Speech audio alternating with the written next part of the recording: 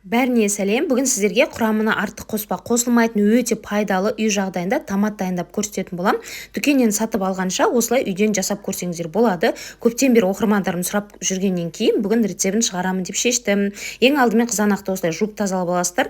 Етті қызанақ алсаңыздар көбірек томат болып шығады қыздар. Бұл жерден 2-3 килограммдай шығады. Осылай барлығын турап аласыздар. Қажет емес жерін барлығын тастайсыздар.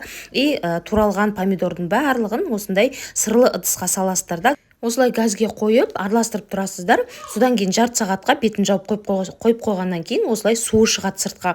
Сол судың барлығын бір ыдысқа осылай алып тастайсыздар. Бұл су енді бізге қажет емес. Одан кейін барып мясорубка немесе блендеріңіз болса, блендермен осылай осы помидордың барлығын езгілеп аласыздар. Осындай қою масса шығу керек бізде, қараңыздар.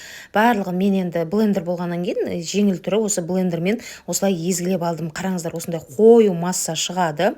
Одан кейін марлы болсын, немесе осындай сита болсын, содан жақсылап тұрып, ситадан өткізіп аласыздар. Ситадан осылай қозғап тұрып, сұйық массасын аламыз. Бізге сұйығы керек.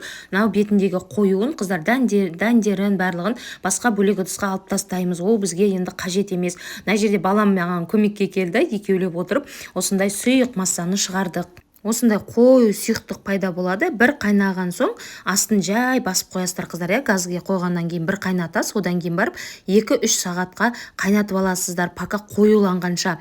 Үстінен бір ас қасық тұз және бір ас қасық қант қана салам. Мен енді килограммға байланысты ғой, қызанақтың қанша килограмм соған қарай қосасыздар.